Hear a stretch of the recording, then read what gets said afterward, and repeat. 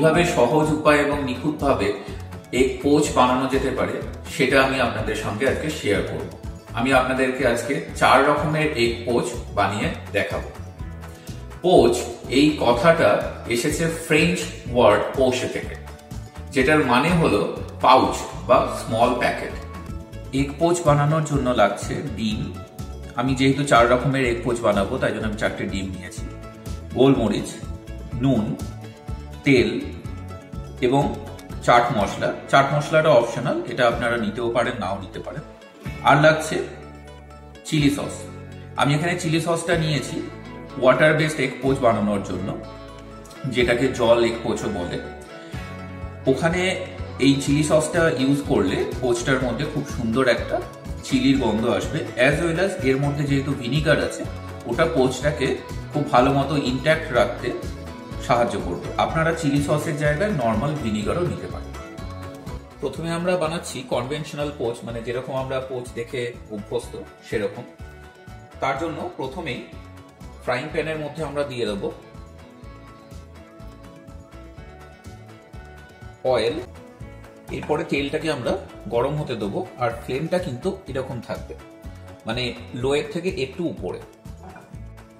তেলটা গরম হয়ে গেলে এর মধ্যে আমরা দিয়ে দেব ডিম।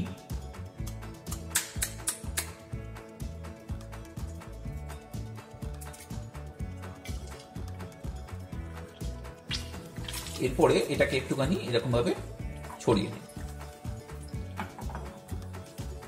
সবসময় চেষ্টা করবেন যেন ফ্ল্যাট সারফেস থাকে, তাহলে পোচটা কিন্তু ভেঙে যাবে না।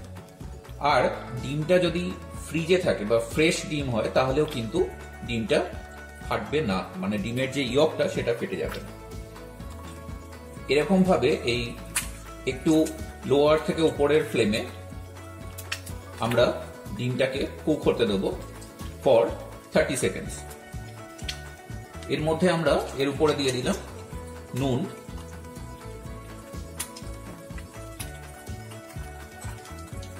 আর দিয়ে দিলাম ব্ল্যাক পেপার,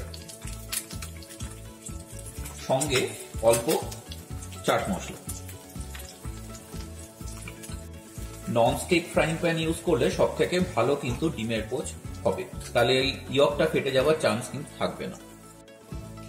30 সেকেন্ডস হয়ে গেছে, দেখুন কত সুন্দর ডিমের পোচটা হয়েছে। এরপরে এটাকে আমরা সার্ভ করে দেবো। এরকম সার্ভিং প্লেটের মধ্যে আস্তে করে এইভাবে নিয়ে ডিমের পোচটা সার্ভ করে দেব।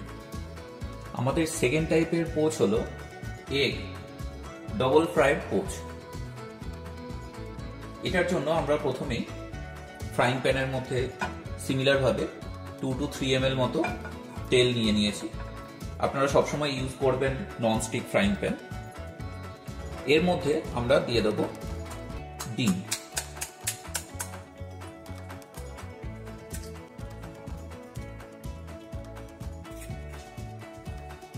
ফ্লেমটা একই রকম ভাবেই আগের মতো ভাবেই লোয়ার থেকে একটু উপরে থাকবে।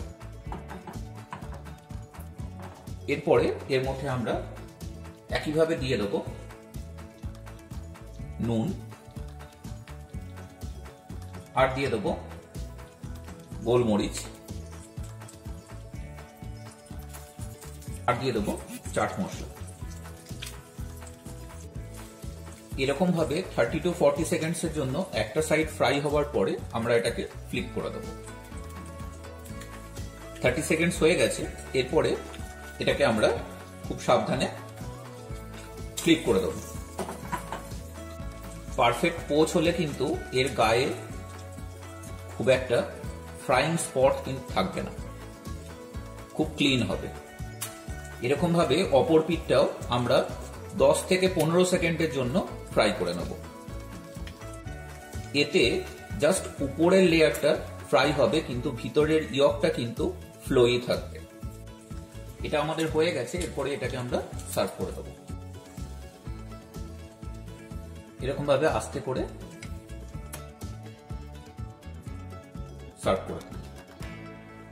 থার্ড এগ পোচটা এটা আমার নিজের কাস্টমাইজ করা, এটার আমি নাম দিয়েছি এগ পোচ এনভেলপ। এটার জন্য প্রথমে আমরা কি করব, ডিমটাকে এরকম একটা স্পুনের মধ্যে ফাটিয়ে নেব।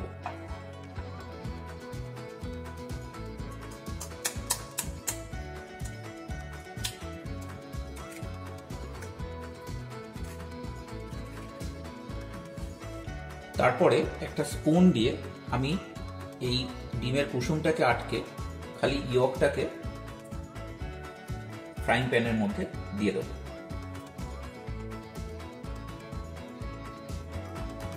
আর এটাকে সঙ্গে সঙ্গে এরকম ভাবে আমি স্প্রেড করে দেব।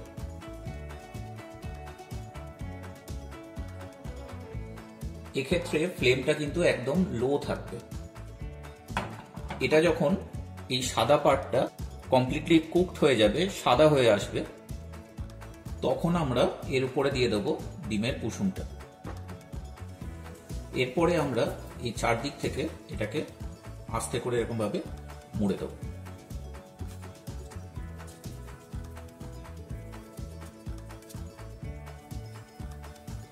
আমাদের এগ এনভেলপ পোচ একদম রেডি টু সার্ভ। এর উপরে আমরা দিয়ে দেব সল্ট, গোলমরিচ, আর দিয়ে দেব চাট মশলা। এরপরে এইটা আমরা এরকম ভাবে সার্ভ করে দিলাম। নেক্সট আমরা যেটা বানাচ্ছি সেটা হচ্ছে যে এগের জলপোচ। এগের জলপোচ বানানোর জন্য প্রথমে আমরা এই জলের মধ্যে দিয়ে দেব 1 ml মতো অয়েল, আর দিয়ে দেব চিলি সসটা। আপনারা ভিনিগারও ইউজ করতে পারেন। এটাকে আমরা এরকম ভাবে মিক্সড করে নেব। এরপরে এর মধ্যে আমরা দিয়ে দেব ডিমটা।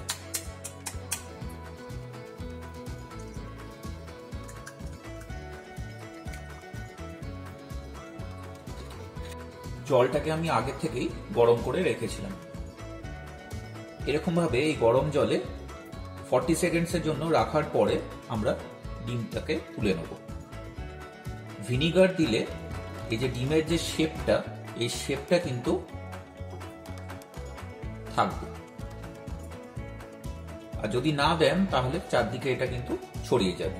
তো ওই জন্য যখনই আপনারা ডিমের জলপোচ বানাবেন তখন কিন্তু ভিনিগার দিয়ে দেবেন, এটা কিন্তু মাস্ট।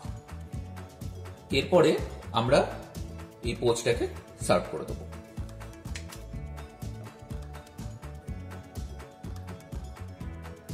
আমরা এগের জলপোচটার উপরে এরপরে দিয়ে দেব গোলমরিচ, আর দিয়ে দেব নুন, আর তারপরে দিয়ে দেব